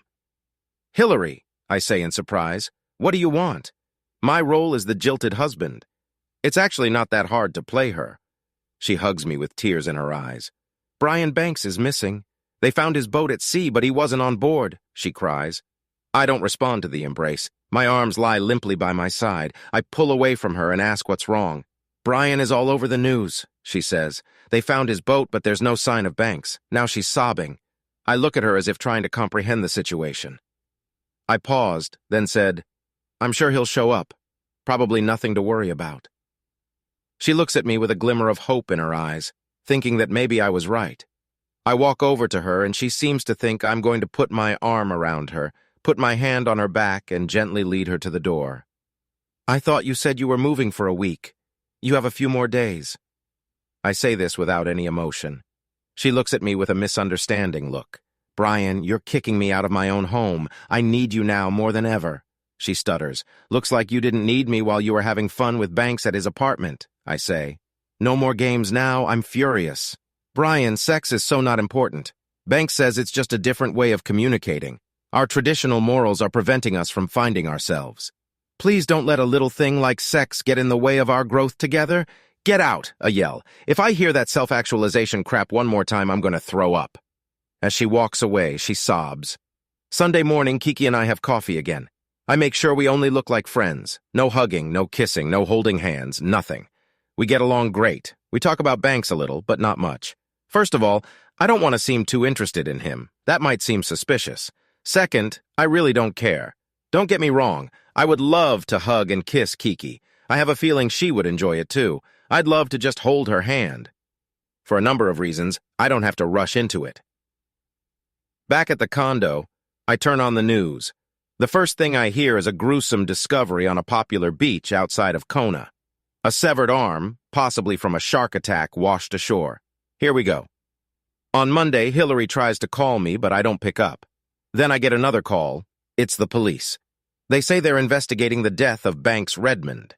They stop by my apartment and we discuss the Thursday that Banks left the harbor. The detective mentions that they think I might have gone snorkeling with Banks. I denied it. I told them about my inner ear problems and gave them the name of my doctor to check if they wanted to. That was the last I heard from them. I changed the locks on the condo, but Hillary keeps trying to get back to me. I hear sobbing voicemails and banging on the condo door day and night. On Friday, I call Gerald Chin and tell him I want her taken to court. I also want a restraining order citing that she is abandoned and adulterous. He asks when, and I tell him Friday night at the Kona Palms on Aaliyah Drive at 7 p.m. Pauhana will be there that night. It's a low-key event, fresh after the news of Banks' gruesome death. He was not loved. I recognize it in the Palms community, but he was one of us. The investigation lasted several days, but due to the lack of any other information, it was announced to be a shark attack. Both Kiki and Hillary are attending the event. I sit safely at a small table with the Platts, Clearance, and Lim. A few times Hillary approaches me, but my friends look away from me. Kiki and I smile and meet glances a few times, but she knows to stay away for now. Amidst the blooming shirts, shorts, bikinis, and two bikinis, a short, dapper Asian man in a suit and tie enters the gathering. The group falls silent for a moment, and then resumes their usual conversation. He walks up to Hillary and calls her name. I see her nod, and he holds out a 9x11 envelope to her. You have been served. With a slight polite bow, he turns and walks away. There is silence in the Pauhana, and then Hillary shakes with sobs. Even I get a little uncomfortable. I get up and walk away into the dark depths of the grounds before she notices me. In the distance, I hear her sobbing as she calls my name. I'm already thinking about getting a room at the Royal Kona Hotel for the night, just to avoid her when suddenly a small hand grabs my arm. It's Kiki. Hi, she says. Want some company? I tell her yes, but I'm not in the mood to talk. We're going to her house. We talked for a while, and I asked if I could stay to avoid a confrontation tonight. She agreed. Just don't take it the wrong way, she said. I knew. I successfully avoided Hillary all weekend and returned to the 508 on Saturday night. On Sunday, Kiki and I had coffee and had a long, frank, and wonderful conversation. We still hadn't talked about the future, but I think we both knew we had a future together. Finally, I talked to Hillary. She begged and pleaded and cried. I told her it was over. When she finally realized it, she was furious. She got herself a lawyer, and the battle began.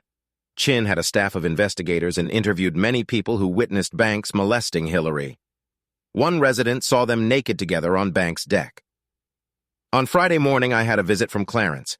He informed me that Chloe, Banks' widow, would be arriving on Saturday from the mainland, apparently to clean up some of Banks's affairs. I thought about this news and said, but Hillary will stay there. Yes, dear boy, I know that. She doesn't know about Miss Davenport's arrival. I thought you should know so you can prepare accordingly. All week I received calls from Hillary, alternating between anger over the divorce and pleas to leave things alone and stay together. My love for her was gone. I just wanted to leave. On Saturday morning, I met with Kiki to help me develop a plan to end the relationship. At first, she didn't want to agree on a couple of details, but then she agreed. I wasn't around when Chloe arrived at her in Banks's apartment, now occupied by my soon-to-be ex-wife Hillary, but from several accounts, That's what happened. Chloe arrives at the apartment and quickly realizes that someone was there. Obviously not Banks. At that moment, Hillary was just taking a bubble bath. Chloe walks in and knocks the spirit out of her. Chloe demanded to know what the hell Hillary was doing in her apartment. She didn't know or care about Banks, his latest girlfriends, or who he was having fun with. "Why are you here?" yelled Chloe at Hillary. Hillary stood up and covered herself with a towel, soap bubbles sliding down her body. "Oh!" Chloe exclaims Hillary, "isn't it awful to be Banks?" With sadness and pleading in her eyes, she asks. "No," said Chloe, "it's not horrible at all. In fact, all those sharks saved me millions. I was just about to divorce that asshole." Hillary looks at Chloe with a blank stare. How could she say that about her brilliant mentor? "Now get out of my house before I call the police and have you arrested for trespassing," says Chloe to her. Chloe stops her as she dejected heads to the bedroom to get dressed. "Out!" she shouts. "But my clothes!" Hillary wailed. "Out!" she commanded, "and give me back my towel." Now Hillary is naked in the street. Kindly and Clarence rescue her and give her clothes before she gets even more naked. Apparently one of the residents peeked. An hour later she shows up at my door. "Brian," she says, "I know lawyers fight, but you're my husband. Can't we at least talk?" she asks. I let her into the house. She sits on the couch and I sit in the only chair. "I miss you and I still don't understand why you're so angry with me," she says. "Hillary, you slept with Banks. You gave him your body and worst of all, you acted like it didn't matter," I tell her. "Brian, why are you so hung up on the sexual component of my healing and self-realization?" "I was doing this for us," she tells me. "Are you saying that sex with Banks was somehow supposed to be good for our relationship?" "Brian, forget about having sex with Banks. You and I are meant to be together. I'm committed to you. Banks helped me realize that you are truly my life partner. From now on, every moment of every day, it's my job to make you happy. What more could I want?" She speaks with sincere conviction, looking me straight in the eye. Just then, Kiki comes out of the bedroom. Hillary looks at him with a shocked expression on her face. "Oops," Kiki says, making no move to cover herself. A small smile plays on her face. "You shouted, Hillary, what are you doing here?" "Well, you know how outdated morals can limit people," Kiki says with an honest face. "Anyway, sorry to interrupt," she says as she walks back into the bedroom. "Brian, once she's gone, could you come back and expand my horizons again?" She looks at Hillary intently, arching her eyebrows. "I'm sorry, Hillary," I say. "I need to go back and work on becoming the best version of myself." Hillary runs out of the apartment sobbing. Everyone needs to realize one thing. By far, the closest thing I've had with Kiki is a couple of light kisses. She reluctantly agreed to help. She only had to leave the bedroom in her robe. She improvised the rest. I'm not complaining. When I walk into the bedroom, she is already dressed. She sees the disappointment on my face and laughs. "You look like someone took away your favorite toys," she says with a beautiful smile. A few months later, Hillary and I were legally divorced. She had long since moved to the mainland. In the divorce agreement, we split the bank accounts. I never disclose my secret account. I'm buying out her share of the condominium. I'm not leaving. Kiki practically lives with me. I never talk about banks, shark bait, or even scuba diving, not even with Corey. He and I have become good friends. Every once in a while, I catch him looking at me. I get the feeling he's guessing what happened. Life in paradise is beautiful. Thanks for watching. I hope you enjoyed it. So subscribe to my channel and watch the next video.